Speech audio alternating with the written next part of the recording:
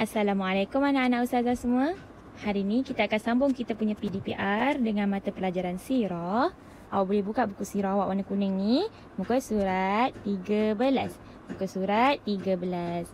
Okey, hari ni kita akan sambung kita punya pelajaran yang lepas kita dah belajar keturunan Nabi Muhammad sallallahu alaihi wasallam sebelah ayah, iaitu siapa? Ingat tak lagu yang Ustazah jawab nasab Nabi Muhammad sebelah ayah? Nasab Nabi Muhammad sebelah ayah, Muhammad bin Abdullah bin Abdul Muttalib bin Hashim bin Abdul Manaf bin Qusay bin Kilab. Itu adalah keturunan Nabi Muhammad sebelah ayah. Okey, jadi hari ni kita nak baca pula muka surat 13, kisah Nazar Abdul Muttalib. Abdul Muttalib ni siapa? Abdul Muttalib ni ialah datuk kepada Nabi Muhammad. Nazar ni apa? Nazar apa? Siapa tahu? Nazar ni adalah janji. Nazar ni adalah satu janji. Janji apa? Janji kepada Allah. Kenapa?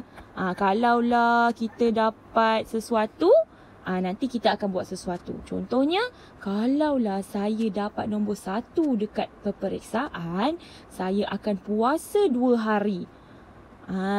Kalau awak betul-betul dapat nombor 1 dalam peperiksaan, maksudnya awak wajib tunaikan janji dengan puasa 2 hari.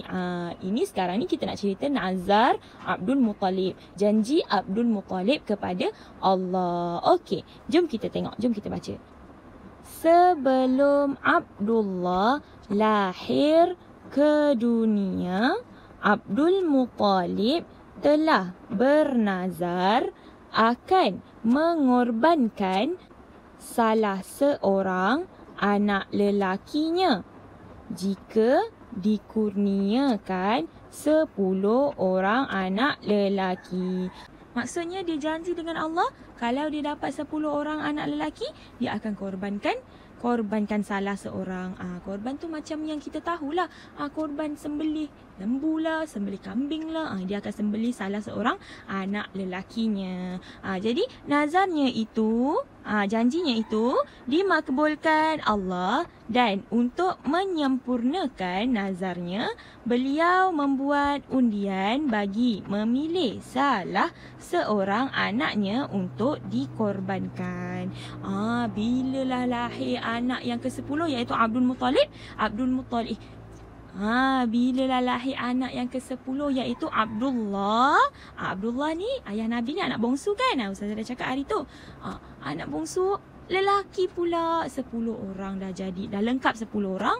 Jadinya nazarnya perlu ditunaikan. Janjinya perlu ditunaikan. Janji kepada Allah. Okey, bila Abdul Muttalib nak tunaikan janji kepada Allah, dia pun membuatlah undian. Siapa antara 10 orang ni nak dikorbankan. 10 orang lelaki anak kepada Abdul Muttalib ni nak undi siapa yang akan dikorbankan, siapa yang akan disembelih. Okey, bila undian telah dicabut beberapa kali, namun nama Abdullah tetap terpilih untuk dikorbankan. Walaupun dah 3 ke 4 kali kan undian dicabut, tapi nama Abdullah, iaitu nama anak bongsu kepada Abdul Muttalib, tetap dikorbankan. Dia terpilih lah macam tu. Terpilih untuk disembelih. Tapi Abdul Muttalib ni yang paling disayang. Sebab Abdul Muttalib ni baik. Abdul Muttalib ni lemah lembut. Abdul Muttalib ni suka tolong. Macam-macam lah lagi. Sebab itulah orang-orang semua tak nak korbankan Abdul Muttalib. Tapi sebab dah janji, kena tunaikan.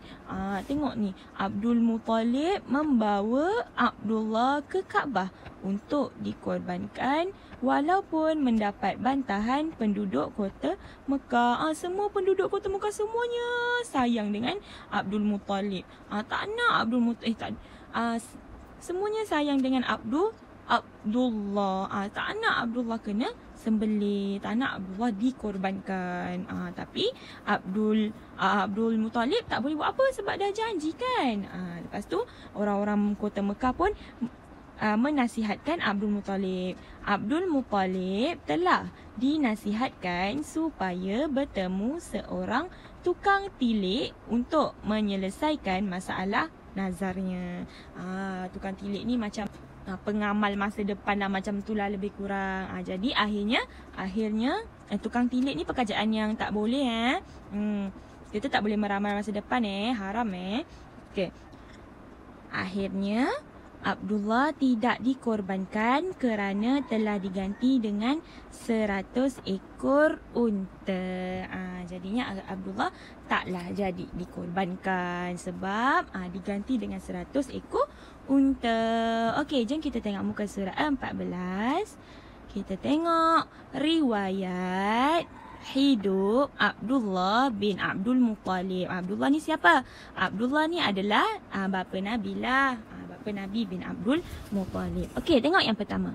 Abdullah bin Abdul Muttalib adalah ayah Nabi Muhammad sallallahu alaihi wasallam. Okey, yang kedua. Abdullah artinya hamba Allah. Abdul hamba, Allah Allah, hamba Allah.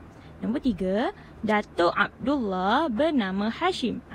Ni Abdul Muttalib bin Hashim. Datuk Abdullah. Okey, yang keempat. Isterinya bernama Aminah binti Wahab.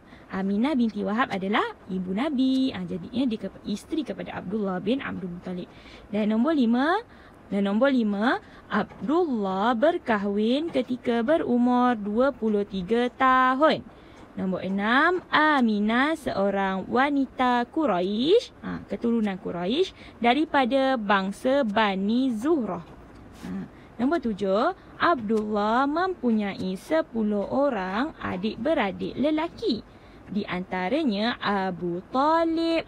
Kalau awak ingat Abu Talib ni siapa? Abu Talib adalah pakcik Nabi yang jaga Nabi kan lepas Abdul Muttalib meninggal dunia, wafat. Okey, lepas tu Al-Abbas, Hamzah, Harith dan Abu Lahab.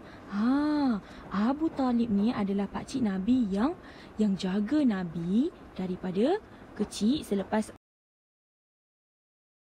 Abdul Muttalib wafat ataupun meninggal dunia. Abu Talib yang jaga. Tapi Abu Talib tak masuk Islam. Tapi Hamzah adalah salah seorang pakcik Nabi yang bersama Nabi selepas Nabi masuk Islam. Dan dia pun Islam juga. Dan Hamzah ni, pakcik Nabi ni, dia masuk Islam, dia beriman, dia pun dapat syurga. Tapi yang seorang ni, Abu Lahab ni adalah pakcik Nabi juga. Tapi dia lah paling jahat. Sampai Allah sebut nama dia dalam Al-Quran. Surah apa kalau awak tahu? Surah Al-Masad. Tabbat yada abi lahabi wa tab. Maksudnya binasalah kedua-dua tangan Abu Lahab. Kenapa? Sebab Abu Lahab ni masa hidup dia selalu sangat gunakan tangan dia ni untuk buat kejahatan dan kekerasan kepada Nabi Muhammad. Jahat tau dia. Okey, kita tengok nombor 8.